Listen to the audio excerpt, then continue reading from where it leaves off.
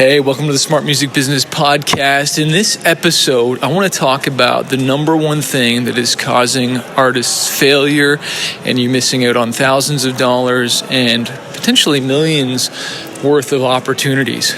I wish I knew this more, and I did this more, and I think this is really going to serve you, and let's get into it. Boom. I spent the last 14 years playing over 1,000 shows, touring 22 different countries, and become a top 40 Billboard charting artist. I fired my record label to go out on my own as an independent artist to market and release my own music, selling thousands of albums and millions of streams. The question I always get is, how did I do it without a label and sell even more music? This podcast is here to show you the way. Join me and follow along as I learn, apply, and share marketing strategies to grow my music business and a loyal fan base.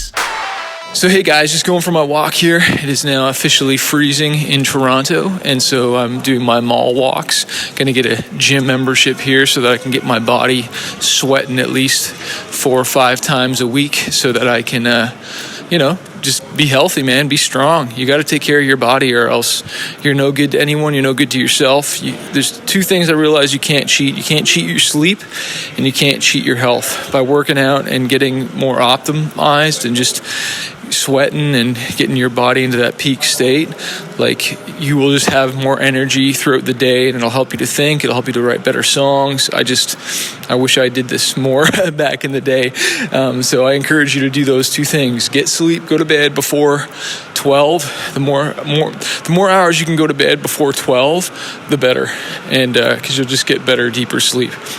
And so, anyways, I was just walking by this library, and I just saw this book from Michelle Obama, and it just makes me want to puke because I am not a fan of the Obamas. Read my buddy David J. Harris's book, and he'll tell you what the Obama administration really did. It's amazing how the media likes to make them the shining ones, and they hate on Trump, which really frustrates me because I'm super pro-Trump. So just thought I'd let you know that before I give you some amazing advice here on the music industry. I just want to polarize the people that don't like them and get you off my podcast and just listening to the people who have the same views as me.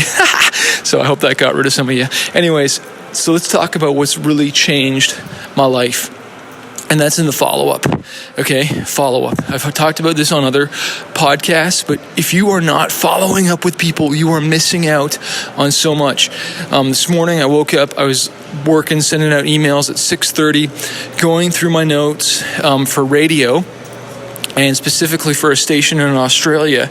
And I noticed that I had emailed the guy October 21st, I think it was, and he'd gotten back to me, and he's like, hey, yeah, I like the song. I'm just waiting for our guy to see if he's digging it, and then we'll see if we can add it.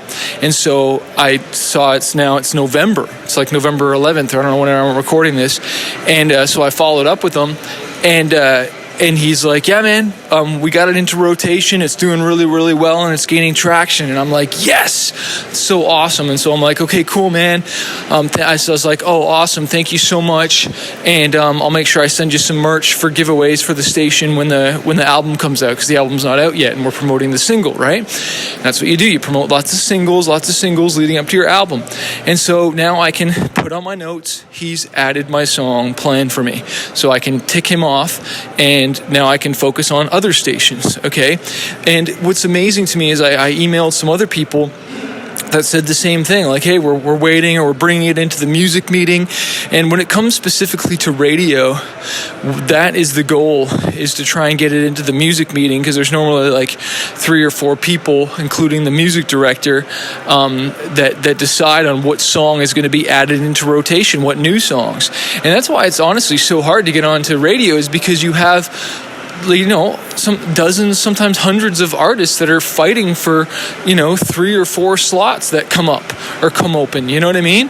And so that's why it's a hard game, and why you have to have the best music as possible, and honestly the best relationship as possible.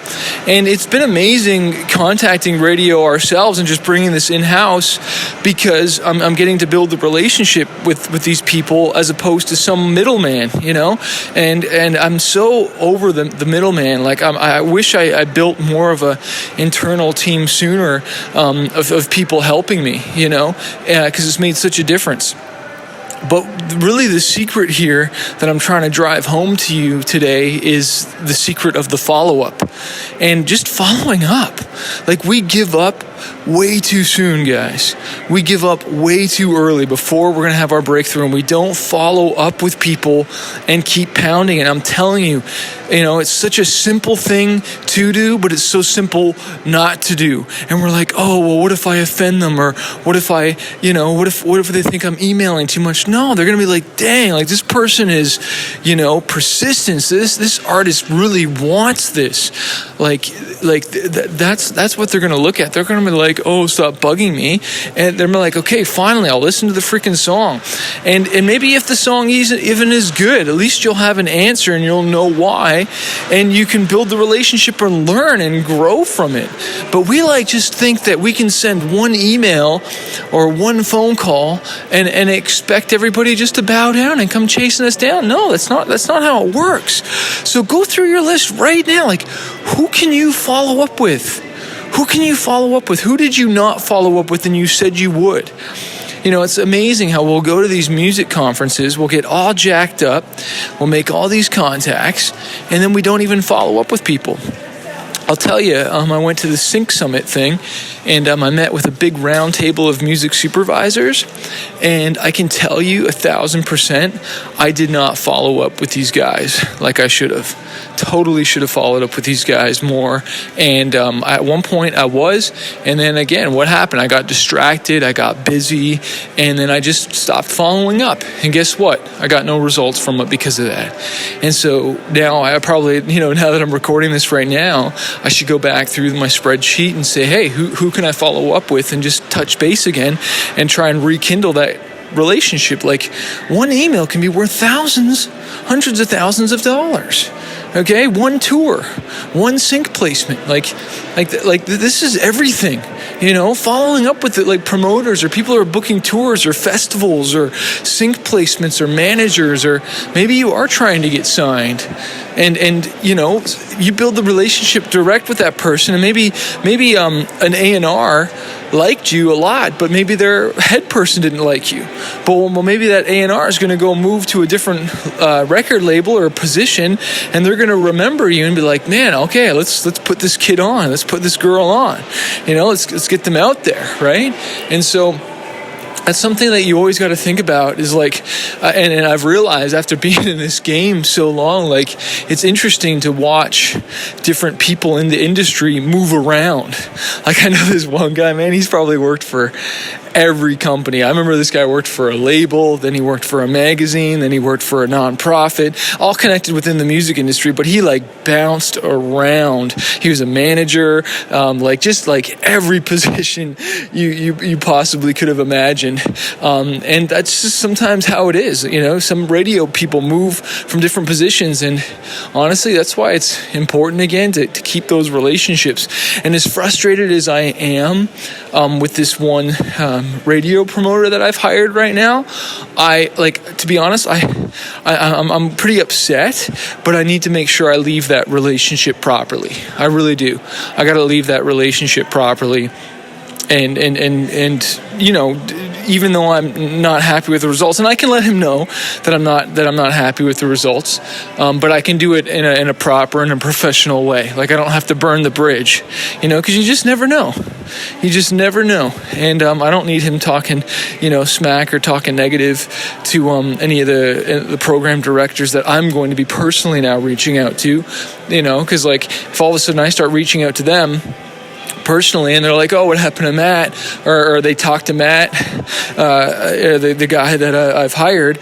I don't want them to be like, I don't want him to say anything negative about me, and I haven't done anything wrong right now. And it's not necessarily his fault or anybody's fault. It's just sometimes the campaign doesn't go the way you want. And again, that's where you've got to, you and me have got to stop blaming people and taking responsibility. It's like, okay, what can I do differently? How can we approach this differently the next time? Is it a different song? Is it a different, what can we do to build the relationships here? Because honestly, that's what it is. That's what this whole game is relationships. And it's in the follow-up of those those relationships. What is the point of having a relationship or a connection unless you're going to follow up with it? And so that's what I want to end with today, is that you've got to follow up with it. Hey, the next coaching call is going to be on the 12th. Again, we talk on the 12th and 24th of every month. If you are not a member of Fanbase University, come on and hang out with us. And I'd love to answer your questions. You get access to all our programs, all the courses, everything that you need to be successful.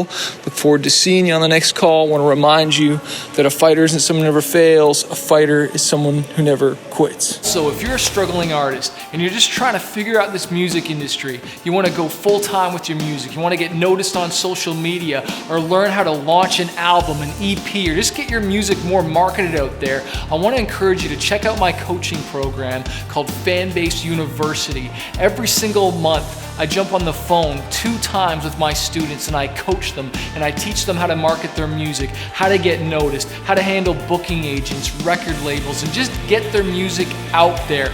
Also, you get access to exclusive training, you get interviews with music industry professionals. If you want to find out more and not do this on your own, not struggle, because I've wasted thousands of dollars on my career and now I want to coach other artists, check out my program, fanbaseuniversity.com, or click the link below to find out more info.